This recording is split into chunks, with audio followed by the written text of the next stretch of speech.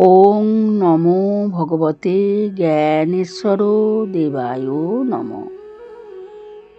আজকের আলোচনা, কিভাবে আত্ম উপলব্ধি লাভ সম্ভব। শ্রীগুরু জ্ঞানেশ্বরদেব বলছেন, তোমরা সংসার করেছো ঠিকই, কিন্তু সংসারের মালিক কে তা সঠিকভাবে জানো না। তাই নিজেই সংসারের কর্তা সেজে বসে আছো। দেখো বাবা, শুধু তোমার সংসার আমার সংসার নয়। জগৎ সংসারের মালিক হলেন ঈশ্বর, অর্থাৎ জগতের সকল সংসারের মালিক তিনি। আবার জগতের সকল সম্পদ, সকল কিছুর মালিক তিনি। কিন্তু তোমরা তাকেই বাদ দিয়ে কর্ম করছো। এ ঘর বাড়ি ছেলে মেয়ে সব তোমার ভেবেছ, কিন্তু এদের রক্ষা করার ক্ষমতা কি তোমার আছে? তাই ঈশ্বর মাঝে মাঝে ঝড় ঝঞ্ঝা, ভূমিকম্প, বন্যা, মহামারী, রোগ ব্যাধি দিয়ে মনে করিয়ে দেন আসল মালিক কে। মনের অবিচ্ছেদ্য হলো আসক্তি। হয় সে বাহ্য বিষয়ে থাকে, নতুবা ঈশ্বরে থাকে। বুদ্ধির বশে চললে বাস্তবে আসক্ত হবে, বিষয়ে আসক্ত হবে। আর বিবেককে নিয়ে চললে বিষয়ী অর্থাৎ ঈশ্বরে আসক্তি জন্মাবে। ত্যাগে জ্ঞান হয়, সত্য জানাই জ্ঞান। জ্ঞান অর্জন কর্মের মধ্য দিয়ে। কর্ম করার পূর্বে ফলের দিকে না তাকিয়ে কর্মে গুরুত্ব দিয়ে কাজ করতে হবে, তাহলে অবিশ্বাস চলে যাবে। আর ফলের উপর জোর দিলে পতন হবে। তাহলে লক্ষ্য বস্তু কি হবে? কর্মের প্রতি গুরুত্ব এবং কর্তব্য। ফলে লক্ষ্য থাকায় পূর্ণ বিশ্বাস আসছে না, আর আত্মবিশ্বাসও আসছে না। তোমরা সবাই কাঁচা আমিতে জোর দিয়ে আছো বলেই এই দুর্ভোগ। তোমরা পাকা আমিতে জোর দিচ্ছ কি? চলতে ফিরতে সব সময় সব বিষয় তারই, ভগবানের। এই প্রকারে পাকা আমিতে জোর দিয়ে চলবে, তাহলেই সব ঠিক হয়ে যাবে। তুমি যে কর্ম করতে যাচ্ছ, সেই কর্মের জ্ঞান থাকলে তবে কর্ম করা। বিচারের দ্বারা কর্ম ঠিক না ভুল জানলে তবে কর্ম করতে পারবে। তাই তুমি যে কর্মময় জগতে এলে, তোমার কাজটি জেনে এসেছো তো? তোমার আসল কাজ হলো নিজেকে জানা। একসময় নিরিবিলি জায়গায় বসে চিন্তা করে দেখবে, এই যে তোমরা সারা জীবন শুধু ছুটেই চলেছ, কি যে করতে চাও তা তোমরা নিজেরা জানো না। কত স্বপ্নের পিছনে ছুটলে, আসল লাভ কি কিছু হলো? হয়নি, কারণ তোমার নিজের কাজটি ভুলে গেছো। এ জগতে তোমরা উদ্দেশ্যহীনভাবে কেবল বনবন করে ঘুরে মরছো। কারোর লক্ষ্য টাকা পয়সা, কেউ বা বিষয় সম্পত্তি, কেউ বা কামিনী কাঞ্চনে বদ্ধ। যতই বেশি করা যাক, গাড়ি বাড়ির বেশি তো কিছু নেই। এই ভোগ হলো দুর্ভোগ। এতে কেউ সুখী হতে পারছো কি? এতে কেউ তৃপ্ত হতে পেরেছ কি? না, তৃপ্তি নেই। কারণ এসব বিষয় সুখে কণা আনন্দ দেয়া আছে। কণা আনন্দে কণা সুখ, বেশি আনন্দে বেশি সুখ। তাই তো বেশি সুখের সন্ধানে বুদ্ধদেব রাজার বিষয় সম্পত্তি, সুখ ঐশ্বর্য ছেড়ে গৃহত্যাগ করলেন। ভগবত লাভ হলে সুখ শান্তি আনন্দ লাভ। ঈশ্বরই আমাকে এনেছেন, তিনিই আমাকে চালাচ্ছেন, তিনিই আমার সব কিছু। এই ভাব যার এসেছে তারই ভগবত লাভ হয়েছে। এই জ্ঞানই হলো ভগবত জ্ঞান। তাই নিষ্কাম কর্মের জ্ঞান হলো ভগবত জ্ঞান। যা কিছু ভোগ্য বস্তু আছে তাকে জেনে ছেড়ে দেওয়া হলো ভগবত জ্ঞান। অর্থাৎ তোমার সকল ভোগ্য বস্তুতে মোহ ও আসক্তি শূন্য হওয়া।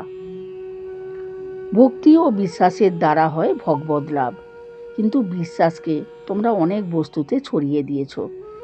ক্ষুদ্র বিশ্বাস নিয়ে ভগবত চিন্তা করতে গেলে সেই বৃহৎ ভগবানকে লাভ করা যাবে কি করে? সকল বিশ্বাসকে এক জায়গায় ফিরিয়ে নিয়ে এলে তবে ভক্তি আসবে। অর্থাৎ সন্দেহ, অবিশ্বাস এগুলি বর্জন হলে তবেই ভক্তি আসবে। আর ভক্তি বিশ্বাস এলে তবেই ভগবত লাভ। লক্ষ্য ঠিক থাকলে তবে অসৎ গুণগুলির বিরুদ্ধে লড়াই করতে পারবে। আসল লড়াই হলো রিপু ইন্দ্রিয়গুলিকে ঠিক পথে চালনা করার লড়াই। বিচারের মাধ্যমে এদের ঠিক পথে নিয়ে যেতে হবে। এরা স্বভাবতই তোমাদের খারাপ পথে চালনা করতে চায়। তাই তো বিচারের দরকার। বিচার কাজের সঙ্গে সঙ্গে থাকবে, কিন্তু তোমাদের বিচার কাজের আগে থাকে না, পরে আসে। তাই তোমাদের এত জ্বালা। বিচার হলো অপরিষ্কারকে পরিষ্কার করা। বিচার মানে রূপ দেয়া। বিচার করবে বুদ্ধি ইন্দ্রিয় রিপুর সাথে। বিচার না আসলে, অর্থাৎ বিচারে না চললে, অহংকারী বুদ্ধি দায়ী। বিচার অর্থে সংস্কার। বিচার করতে গিয়ে আদর্শ নিয়মের মধ্যে আসতে হয়। এটাই হলো জ্ঞান। বিচারে চলার পথে প্রধান অস্ত্র বিবেক। এই বিবেকের সাহায্যে সঠিক বিচারের মাধ্যমে সঠিক পথে পরিচালিত হতে পারবে। বুদ্ধি যখন বিবেকযুক্ত হলো, তখনই এলো আত্মবিচার। বিবেক হলো জ্ঞান, অর্থাৎ বুদ্ধি যখন জ্ঞানযুক্ত হলো, তখন সব পরিষ্কার হয়ে গেল। বিবেক সন্দেহ সংশয়ের মুক্তি ঘটায়। বুদ্ধির পরিপক্ক অবস্থা হলো বিবেক। ইন্দ্রিয় রিপুকে সংযত করাই বুদ্ধি বিচার। ঈশ্বরের দেয়া সব কিছুই তোমাদের দেহে আছে। তোমাদের কর্তব্য হলো তাদের ঠিকমতো চালনা করা। তা যদি না হয়, তাহলে মনুষ্য জন্ম নিয়ে আর কি লাভ হলো? তোমাদের কিছু করবার নেই, সব কিছু আদর্শ নিয়মে চলছে কিনা তা দেখা। ব্যাস, আর কিছু নয়। এটাই বিচার। আমি আমার বিচার করব, অর্থাৎ আমি যে তার, ঈশ্বরের, এটা চিন্তা করাই বিচার। এটাই হলো আত্মবিচার। আত্মবিচার দ্বারা আত্মসাক্ষাৎকার লাভ করা। আমার মধ্যে ঈশ্বর আছেন, এই চিন্তাই আত্মবিচার। আমি কার শক্তিতে চলছি, কান কি শুনছে, চোখ কি দেখছে, এটা চিন্তা করে চলাই আত্মবিচার। এরপরে হলো ব্রহ্মবিজ্ঞান, আর সেটা হলো ব্যাপ্ত সত্তায় চলে যাওয়া।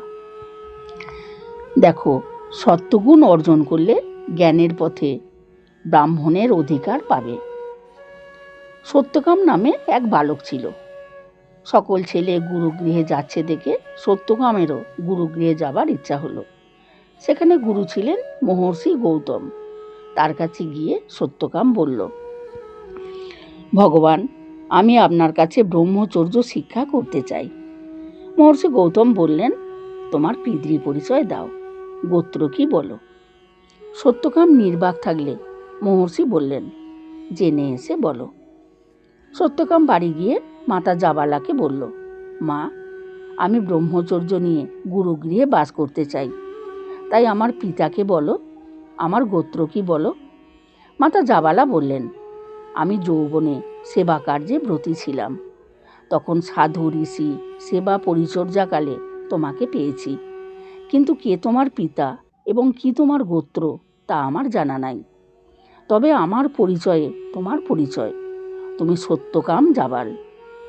সত্যকাম গুরুগৃহে মহর্ষি গৌতমের আশ্রমে উপস্থিত হলে মহর্ষি গৌতম জিজ্ঞাসা করলেন, জেনে এসেছ, বলো। সত্যকাম বলল, আমি মাকে জিজ্ঞাসা করেছিলাম। তিনি বললেন, তিনি যৌবনে পরিচারিণী রূপে পরিচর্যা করে আমাকে পেয়েছেন। তাই আমার পিতৃ পরিচয় এবং গোত্র কোনোটাই জানা নাই। মাদ্রি পরিচয়ে আমার পরিচয়। আমার মাতা জাবালা এবং আমার নাম সত্যকাম। তাই আমার পরিচয়, আমি সত্যকাম জাবাল।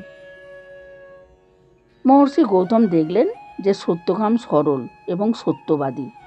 গুরুর নিকট মাদ্রি কলঙ্ককেও প্রকাশ করতে কুণ্ঠাবোধ করেনি। সে মিথ্যার আশ্রয় নেয়নি, সত্যের পথ হতে বিচলিত হয়নি। তাই এর মধ্যে ব্রাহ্মণ গুণই বর্তমান।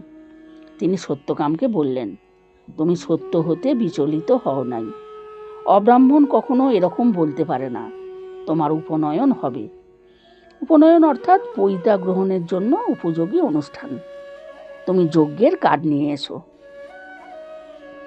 দেখলে তো, সত্যকামের পিতৃ পরিচয়, বংশ, গোত্র কোনো কিছুই ছিল না। তবুও সে ব্রাহ্মণে পরিণত হলো, কেবল তার গুণের জন্য। সেই জন্যই বলছে, বাহির রাঙিয়ে কি হবে, যোগী অন্তর রাঙাও। গুণবান হও, চরিত্রবান হও, তবে তো গুণাতীত অবস্থা, সৎ চিত আনন্দময় অবস্থা লাভ। তাই পুরুষোত্তম পরব্রহ্ম শ্রীগুরু জ্ঞানেশ্বর দেব ব্রহ্মজ্ঞান লাভের উপায় স্বরূপ ভক্তদের 4টি উপায় অনুসরণ করার উপদেশ দিলেন। সত্য অবলম্বন, সাধনা, সম্যক জ্ঞান ও নিত্য ব্রহ্মচর্য। নিত্য ব্রহ্মচর্য অর্থাৎ প্রতিদিন ব্রহ্মচর্য পালন করা। এই 4টি উপায় অনুসরণ করে আত্ম উপলব্ধি সম্ভব। আজকের আলোচিত অংশটি শ্রীগুরুর অমৃত প্রবচন আন্দুল পর্ব প্রথম খণ্ড এই পুস্তকটি থেকে আলোচনা করা হলো। ওম জয় গুরু ওম।